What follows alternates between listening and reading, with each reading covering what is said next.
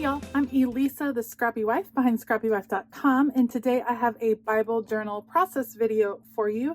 I am working in the book of John. We are doing a sermon series in the book of John right now, and today I will be looking at the story of Jesus's encounter with the Samaritan woman at the well. So I will be documenting in here. I'm planning on using some watercolor, some neocolor, things like that. I will definitely link everything that I end up using down below. Heads up, those are affiliate links. It doesn't cost you anymore, but it does help support this channel. So check those out if you're interested. Otherwise, I will put you guys on fast forward. Let's go. Okay, so I'm beginning this entry by sketching out a well, and I'm not the most artistic person, so it's not going to be a very detailed well, but it's really symbolic because it's showing where Jesus met this woman and how her life changed at this point and how her outlook changed at this point.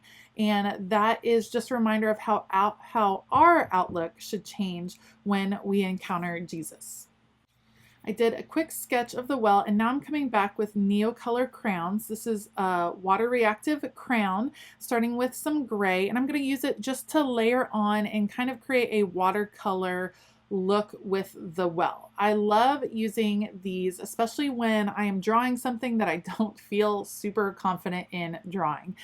So this is going to help me give the stones a slightly more realistic look than I would be able to do without the shading. So you can see I kind of outlined where the stones will all be, and I'm going to do several different layers of neocolor. So I outlined it. Now I'm going to come back with a water brush, or just a brush, nice and wet, and react that crayon. And you can see it blends. It kind of works like watercolor at that point, softening those lines, but still leaving a little bit of definition where the lines were. And I can come back and add shading, different layers, kind of build it up, and it's giving the impression of the stone that is weathered, that is worn, and giving the impression of this old well, which is what I imagine when I read this story.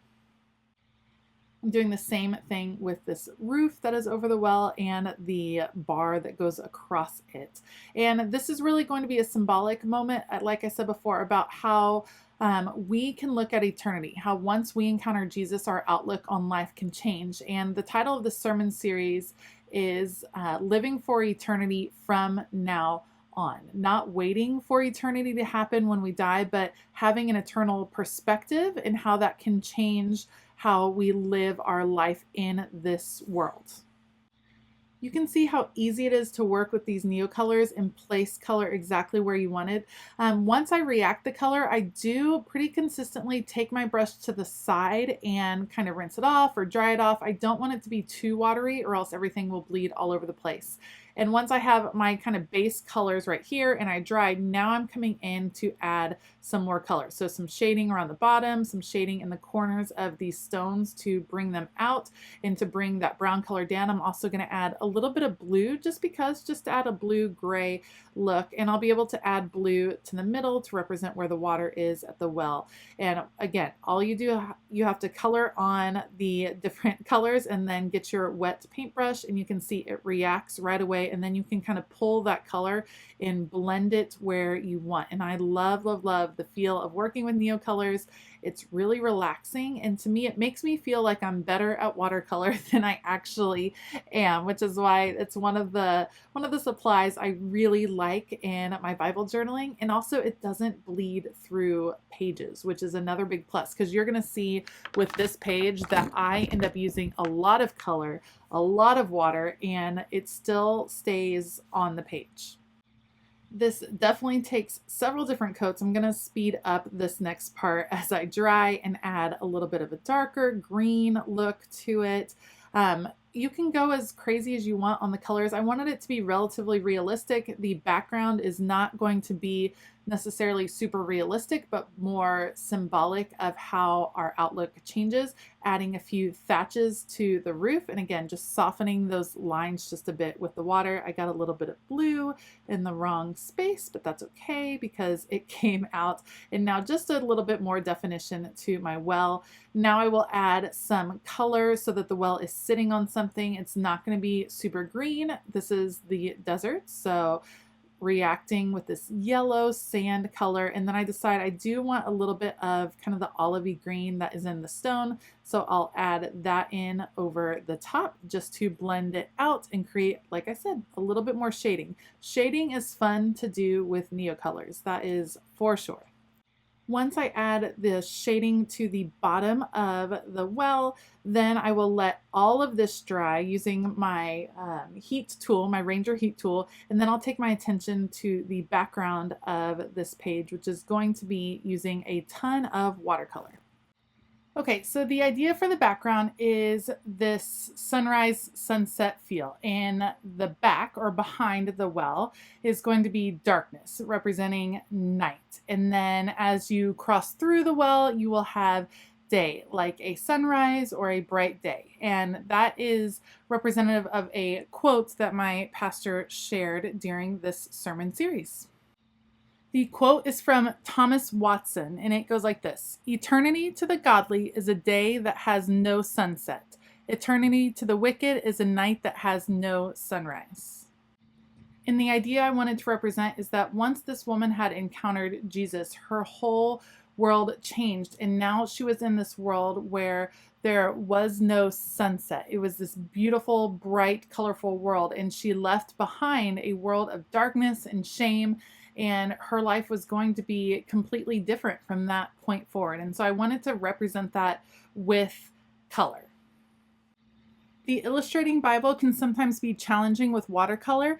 It never has really bothered me that sometimes the color pools up on the page. I actually think it ends up with a pretty cool look. It's something I really like. I know it bothers others. You can always prep your pages to get a more consistent look. You can see I'm working in layers here, and actually as I'm working on shading, I will end up drying the whole piece and then going back to add shading, just because I didn't want it to be such a stark line right in the middle.